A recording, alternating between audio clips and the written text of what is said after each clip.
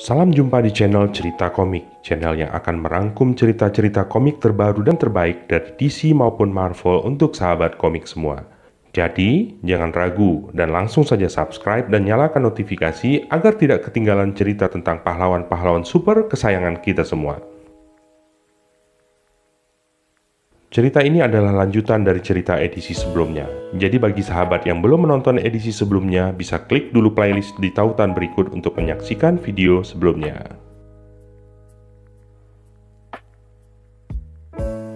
Natalie terbangun oleh sentuhan-sentuhan mesra di tubuhnya. James tunangannya sudah pulang, sedikit terlambat karena pesawatnya delay. Kemesraan mereka terhenti kala terdengar suara kecil menyapa. Putra mereka telah berada di ujung ranjang. Keduanya heran bagaimana dia bisa berada di sana. Bercanda bahwa mereka menciptakan monster. Monster yang tampan, kata Natalie sambil meraih putranya itu dan menaruhnya di antara mereka. James berjanji mengajak putranya untuk melihat bebek di taman dan bertanya apakah Natalie bisa bersama mereka saat makan siang. Natalie dengan menyesal mengatakan bahwa dia banyak pertemuan hari itu dan harus mengukur pakaian pengantinnya. Ketiganya menghabiskan pagi itu dalam kehangatan canda tawa. Sementara itu, di luar rumah, Clint tampak bingung apa yang harus mereka lakukan. Mereka tidak mungkin menarik Natasha dari kehidupan bahagianya, namun mereka juga tidak mungkin meninggalkannya tanpa tahu apa yang sebenarnya terjadi, atau adakah seseorang di balik semua itu. Baki berpendapat bahwa mereka harus menariknya dari sana, meski berisiko akan dibunuh olehnya. Karena dia yakin pasti ada seseorang yang bermaksud jahat di balik semua itu. Di tengah perdebatan itu, tiba-tiba muncul seorang gadis yang mengancam akan menghancurkan mereka jika berani menyentuh Natasha. Gadis itu adalah Yelena Belova, si White Widow. Dia setuju bahwa semua itu hanyalah perangkap. Tapi mereka tidak tahu apa yang ada di dalam kepala Natasha. Mungkin saja dia memilih untuk masuk ke dalam jebakan itu. Atau dialah yang membuat perangkap itu dan membiarkan dirinya dicuci otaknya untuk alasan tertentu. Yelena berpendapat, sekarang tergantung Natalie memilih apa yang terbaik untuk dirinya. Terutama karena anak itu memang darah dagingnya. Clint dan Bucky tidak percaya. Namun Yelena mengatakan bahwa dia telah mengetes DNA-nya, memastikan bahwa itu memang putra Natalie dan James. Clint mengenali Yelena sebagai si pengasuh. Yelena membenarkan dan mengatakan dia akan tetap di sana, dan mempersilahkan Clint dan Bucky pergi. Dia akan menghubungi mereka jika ada sesuatu terjadi. Bucky setuju dengan rencana tersebut dan mengajak Clint untuk pergi. Sore itu, Natalie tengah mencoba gaun pengantinnya di sebuah toko pakaian pengantin. Namun setitik air mata mengalir di pipinya. Helen melihatnya dan bertanya apakah semua baik-baik saja. Natalie mengatakan bahwa semuanya sempurna. Pria sempurna, anak sempurna, pekerjaan sempurna. Namun dia merasakan seperti ada sesuatu yang besar hilang dari kehidupannya. Helen mencoba memancing mengatakan mungkin sebenarnya semua tidak sesempurna yang dia pikir. Namun Natalie membantah, mengatakan mungkin dia adalah wanita paling beruntung. Namun dia merasa seperti ada orang lain yang terperangkap di dalam tubuhnya, seseorang yang selalu berteriak. Dia akhirnya berpikir itu adalah pikirannya sendiri yang menanamkan keraguan. Pikiran yang seharusnya dia singkirkan karena kehidupannya memang sempurna. Di ruang kontrol milik Arcade sedang berkumpul sejumlah orang, yaitu Viper alias Madam Hydra, Arcade sendiri, Genius Games dan Teknologi, Wiping Lion 20 yang dua sepupunya tewas di tangan Black Widow, The Red Guardian alias Alexei Shostakov, agen rahasia, mantan musuh, sekutu, dan suami Black Widow, serta Snapdragon, sang pembunuh.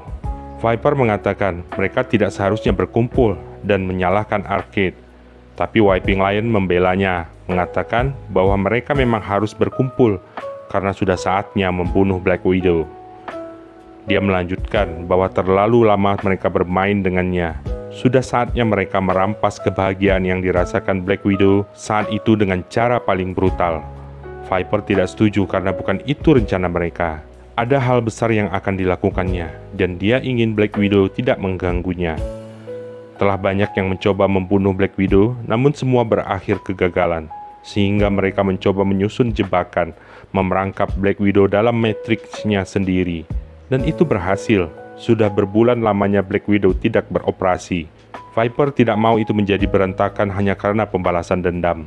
Wiping Lion didukung Arquette tetap bersikukuh untuk membunuh Black Widow. Sementara Viper serta yang lainnya tetap bertahan dengan pendapatnya. Perdebatan terjadi alot hingga akhirnya Wiping Lion mengatakan bahwa rencana mereka telah dijalankan. Viper terkejut dan mengatakan bahwa Lion telah membunuh mereka semua.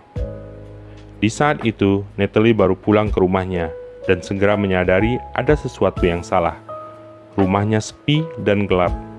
Dia memanggil James namun tidak ada tanggapan. Seperti malam itu di lorong, Natalie tanpa dia sadari tahu apa yang harus dia lakukan. Di saat dia melihat bercak darah di dinding, sebagian dirinya merasa mereka telah tewas. Sebagian lagi berteriak, dan sebagian yang tersisa bersiap menyerang. Begitu dia membuka pintu ruangan lain, seseorang menyerangnya. Dengan lincah dia menghindar dan menyarangkan tendangan ke musuh. Dia menggunakan hanger pakaian di tangannya untuk merobek mulut lawan. Black Widow melompat ke atas meja, mengambil pisau dapur, lalu menusuk lawannya sembari melompat, mengambil teko air dan melemparkannya ke arah lawan. Dia melemparkan pisau ke seseorang lawan yang baru masuk, menusuk tangannya yang menggenggam senjata. Pria itu mengucapkan sesuatu ke radio yang dibawanya dalam bahasa Rusia. Natalie terkejut, dia tahu bahasa Rusia. Pria itu memerintahkan untuk membunuh mereka. James dan Stevie masih hidup. Dia merampas radio itu, mengucapkan sesuatu dalam bahasa Rusia, dan menembak pria lawannya itu. Black Widow lalu mengambil bom detektor asap yang dibuatnya. Dengan menggenggam kapak yang terhubung dengan tali serta pistol paku, dia bergelantungan di luar ruangan tempat orang terkasihnya disekap. Dia menembakkan pisau paku, memecah kaca jendela, lalu melemparkan kapaknya yang tepat bersarang di tubuh lawan yang akan membunuh keluarganya. Dia menyentakkan tangannya hingga tubuh lawan terlempar keluar. Bersamaan dengan itu, bom meledak di luar. Black Widow menghampiri keluarganya, mengatakan dirinya mungkin bukan hanya sekedar arsitek. Dia tidak tahu apa yang terjadi, namun dia akan mencari tahu. Tiba-tiba saja, sesuatu benda di bawah kulit lehernya aktif, menimbulkan rasa sakit dan membuat Natalie tidak sadarkan diri. Di balik ruang kontrol, Viper dan yang lainnya menyaksikan dengan tegang. Viper berharap proses ini akan membunuh Black Widow. Jika tidak, dia yang akan membunuh Lion. Sampai di sini dulu cerita kali ini, dan nantikan lanjutan ceritanya di video-video selanjutnya. Jangan lupa like jika suka, dislike jika tidak suka, dan sampaikan kritik saran sahabat semua di kolom komentar. Tetap sehat, tetap semangat, dan sampai jumpa.